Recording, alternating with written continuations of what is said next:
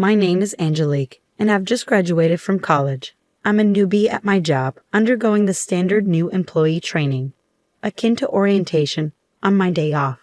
My best friend, whom I've known since kindergarten and all through high school, asked me about it with curiosity.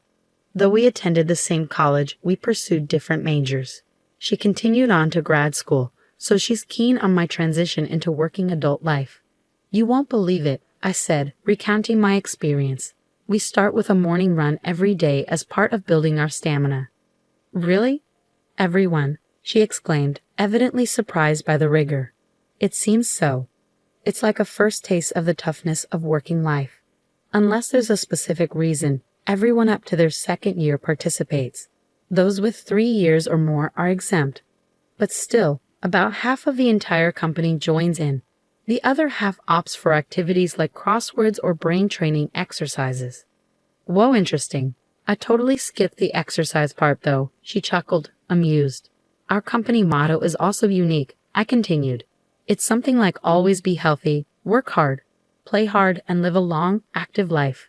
So, for the first 30 minutes after starting work, we have time for physical and mental exercises. That is really unique, she remarked. I can interact with people from all ages and departments. It feels like an extension of a club or group in school. It's fun. I really do love the company I've joined. But don't you seem kind of tired? You're really observant, I replied, somewhat taken aback by her sharp observation. Yes, overall the atmosphere at the company is okay. But there is one, if not the only colossal obstacle, a supremely arrogant individual who stands in my way. You want to quit? She asked, concerned. Oh, I see. Just as I thought, you lack determination. I smiled, shaking my head. The woman who is my manager is complaining bitterly on a call with a part-timer who has been absent for a few days. Her loud voice, meant to be heard, seems to be filled with malice, pushing the other person into a corner. The manager, whispered as the queen of damaging sighs, has the destructive power to completely demoralize the person on the receiving end of her tirade, I explained. She's like, I'm taking a break, and then all of a sudden doesn't show up for days, neglecting her duties. And now she says she's quitting. How carefree. Just because she's part-time doesn't mean I'll let her get away with this. I'll push her to the very end. This goes beyond sarcasm. It's downright terrifying, I continued. The last day the part-timer came in, I noticed her body stiffened, tears welling up in her eyes. What's wrong? Are you okay? I asked.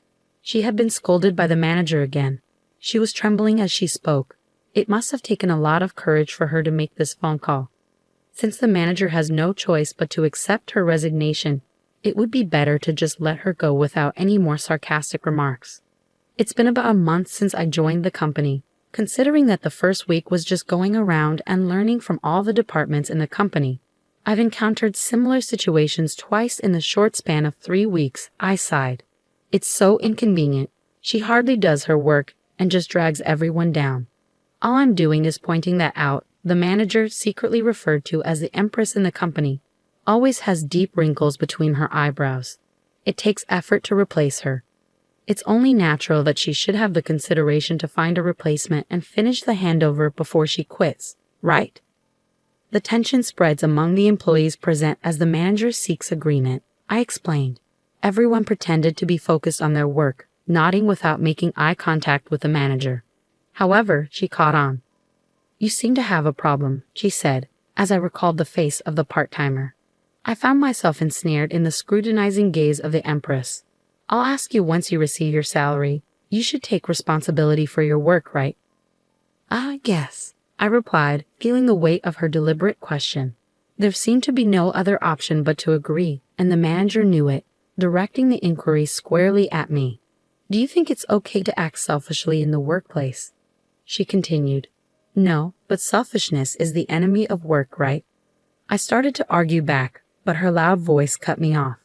In the end, I wasn't allowed to say anything. I regretted my inability to intervene for the crying part-timer and that I simply let the manager have her way. That's bound to stress you out. I'm sorry. I just keep complaining. I was supposed to be bragging about the company, but before I knew it, it was all just one-sided complaints. I lamented to my friend. It's okay, you can't keep things bottled up, and it's not your fault. If you resist too much, You'll be the next target. A manager who mixes up power and authority is the worst. Be careful not to get on her bad side, okay? She warned, offering solace. Thanks, I replied, feeling grateful for her understanding. Then I broached the main topic about the trip. I think I can cover the cost with my part-time job savings from college and my first paycheck. I'm thinking of taking my grandparents to the resort you told me about before. Do you think they'll be pleased?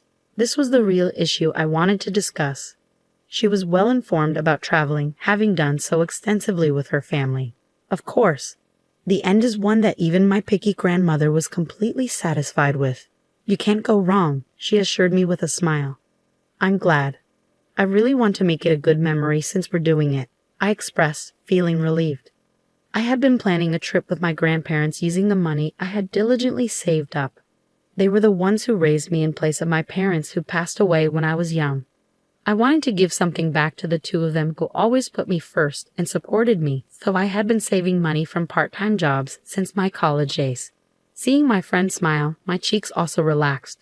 However, it was Friday afternoon, the day before the trip. I was summoned by the manager and approached her desk.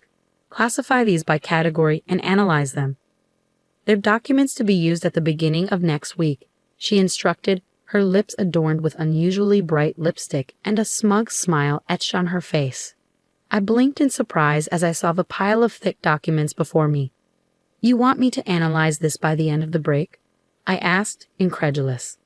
There were several binders, each one incredibly heavy, and they were all disorganized. Just sorting and classifying them alone would likely consume the entire day, let alone analyzing them on top of that. To my bewilderment, the manager responded with a victorious air. I'm glad you understand my orders. You've been ignoring instructions recently, you see. Unable to hold back the unreasonable accusations, I decided to stand my ground. I hate to point out, but it's Friday and there are barely 2 hours left until the end of the day. It's simply impossible to finish these documents by the beginning of next week. I attempted to remain calm, but ever since our part-time worker left, the manager seemed to have singled me out for intensified harassment. She excluded me from office memos, issued incorrect instructions, and then blamed me for misunderstanding. On top of that, she dumped an unmanageable amount of work on me, which clashed with my long-awaited vacation plans. It seemed like my objections didn't bother the manager at all. You're going to use it at the beginning of the week, right? It's fine if you come in over the weekend to finish it. Oh, and just to let you know, these documents are confidential, so don't take them home. Please, wait a second. I tried to argue, but the manager interrupted. I have a meeting soon, and I'm leaving directly from here today, before leaving the pile of documents on the desk and walking out.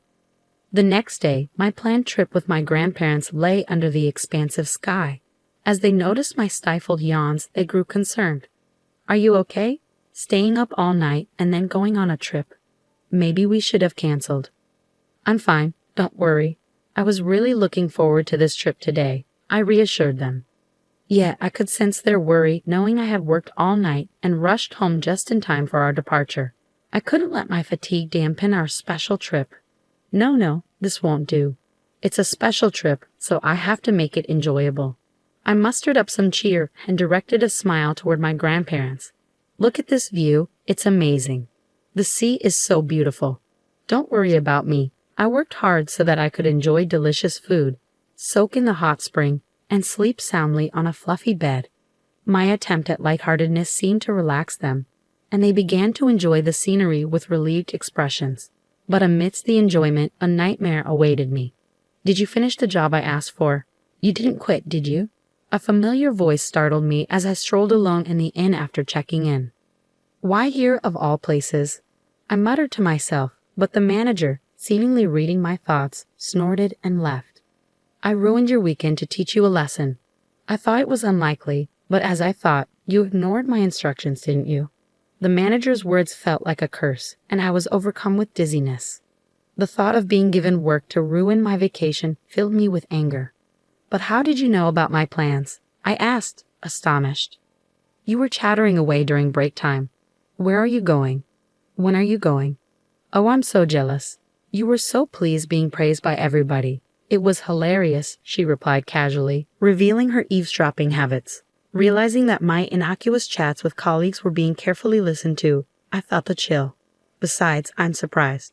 This ain't is too good for you, she continued, her tone dripping with disdain. Excuse me? I responded, confused. You don't get it. It's an eyesore to see commoners wandering around. Look, there's a rundown inn next door that's more your style, she sneered. I don't understand what you mean. I know you find me an eyesore, but the rest is just insults and harassment, right? I retorted, feeling my anger rise. Just as my frustration reached its peak, a voice of support came from behind me. Is that what this is about? My grandparents had arrived, standing by my side. The people whom I thought were peacefully drinking tea in the room were suddenly standing behind me. Judging from their expressions, they must have overheard almost all of my conversation with the manager. This is, I began hurriedly, but my grandfather cut me off and addressed the manager. Nice to meet you. I'm Angelique's grandfather and have been her guardian for many years. Perhaps it's quicker to tell you that I'm the honorary chairman of the trading company that was discussing a deal with your company the other day. At those words, the manager's face turned pale. The honorary chairman of the industry, but your name is different from this employee's. Yes, she goes by her maternal family name. Otherwise, she would be viewed differently as a member of a famous company's founding family, right? My grandfather explained calmly. I don't want my precious granddaughter to have a tough time at the company where she works. I'm terribly sorry. I had no idea. The manager stammered, her face growing even paler. Do you think ignorance excuses rudeness? My grandfather queried. In contrast to my grandfather's calm demeanor, the manager was sweating profusely and frozen in place. I'm afraid I'll have to ask you to relay a message to your company CEO. I'm not interested in doing business with a company that has a manager like you.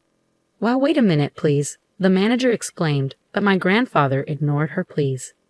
My granddaughter joined a company with a great motto: stay healthy, work hard, play hard, and live a long life. I thought the existence of quirky managers was necessary for the growth of the company. But your personality and behavior are harmful, he concluded. If you disagree with what I say, you can ignore it or spread bad rumors about me. My granddaughter has been recording all of this with her camera. Let's see whose side the world is on. With that, he left the scene. As my grandfather had said, I had been recording from the beginning of the trip with a camera hanging around my neck, capturing memories with my grandparents. I had forgotten, but the camera was still rolling at that moment. I began, uncertain of how to react. The manager, trembling, tried to cling to my grandfather but was bluntly told, "It's too late now," and collapsed on the spot. "Wait a minute, can't you do something to help?" she pleaded, turning to me for assistance after being coldly brushed off by my grandfather. I refuse. You always say there's nothing a newbie like me can do, I retorted, returning the sarcasm she had given me just the other day. Despite my anger, I managed to keep it in check and even flashed a smile. Yeah, I could probably be an actress too, I thought to myself. Then at the start of the week at work, there was an issue with the manager. The executive who led the running club stood tall in our department since the morning.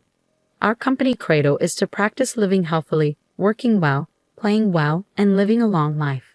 We welcome hard work, but that doesn't mean forcing people to work, especially not if it compromises their physical and mental health.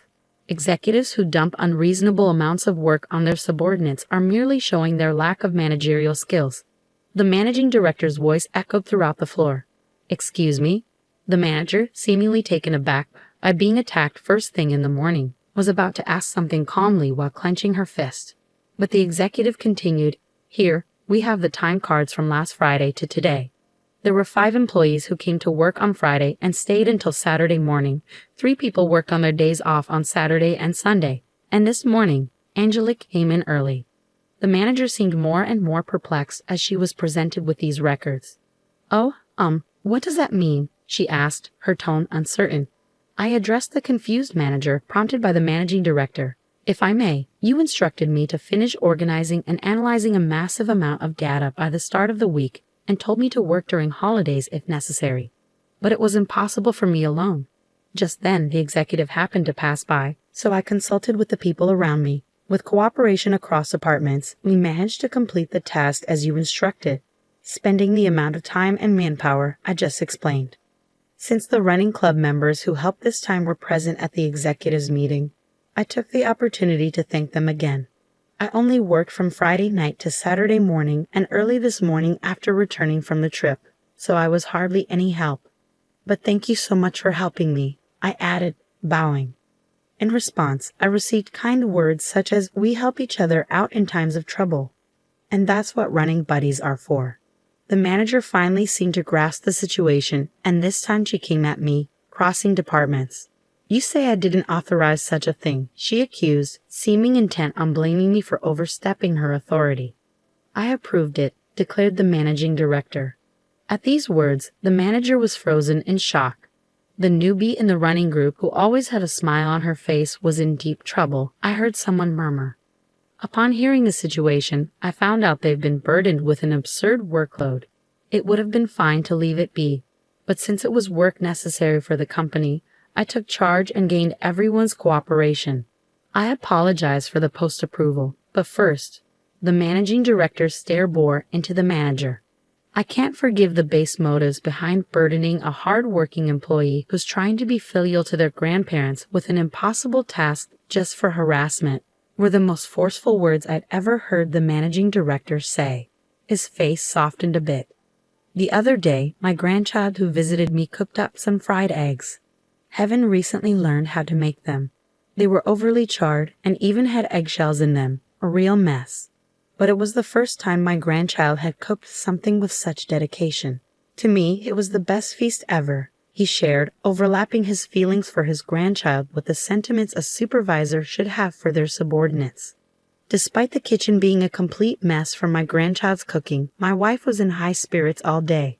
That's just how it is. When I told them it was delicious, the proud smile on the young face was the most endearing thing. The managing director continued, his unexpected story bringing tears to the employees' eyes as they shared memories of their own grandparents. "I still can't forget the taste of the rice porridge my grandma made me when I was sick, and the pat on the back my grandpa gave me, saying, 'Pain, pain, go away,' seemed to heal me faster." The employee reminisced, almost bursting out laughing at the managing director's doting grandparents' stories. Feeling a lump in my throat, I wondered if a present for their grandparents could elicit such an emotional response. The people who helped me that day told me as I bowed, "If you think you're causing trouble, the best way to show us respect is to go and have as much fun as possible." And they set me off on my trip. I love this company, all of you, and of course my job. That's why it's so frustrating to see part-time workers and employees like me being targeted and quitting due to unreasonable demands, I voiced, mustering all the courage I could. A warm round of applause erupted from those around me. However, the manager seemed irritated by this and confronted me. "Do you think it's okay to talk like that?" she challenged. The managing director quickly reprimanded her. "Silence. If you want to stay with this company, you'll lose all your titles and privileges and be demoted to the same status as a new employee. Naturally, you'll be starting from today. So the employee who joined a little before you, Angelique, will be your senior. You should be careful with your words." Upon hearing that the president had also approved, the manager shook her head intensely and yelled, "No, I won't accept this." But there was no help for her. Instead, everyone's cold glares focused on her. "If you don't like it, you're welcome to submit a resignation letter anytime," the managing director concluded. And so the downfall of the manager known as the Empress began. Afterwards, she was literally demoted to a rank-and-file employee. She stuck around the company for a bit, but maybe she couldn't handle the tough treatment she was getting because one day, she just stopped coming in. A few days later, her resignation letter came in the mail. Around that time, our company was being covered on TV. The show titled Morning Exercise. Bonds Beyond Titles was aired, and they even talked about me and my grandparents. I heard later that the viewers loved our company rule: don't tolerate unfairness. The unjust female manager remained anonymous, but the clients clearly knew who she was. Rumor is that she doesn't stand a chance of finding a job in the same industry again. Meanwhile, our company was able to do business with my grandfather's company without any problem. Working with relatives can be a bit embarrassing, but it also keeps me on my toes. Plus, I've become even more popular within the company due to my legendary showdown with a female manager. Whoa, you're so motivated. I want to work with you once I finish graduate school. My best friend recently told me. I'm hoping that'll happen too, I replied. I've started saving again because I want to travel with my grandparents without any worries this time. It'll take time since all I can do is save bit by bit, but just sit tight, Grandma and Grandpa. I'm going to continue to cherish my precious time from here on out.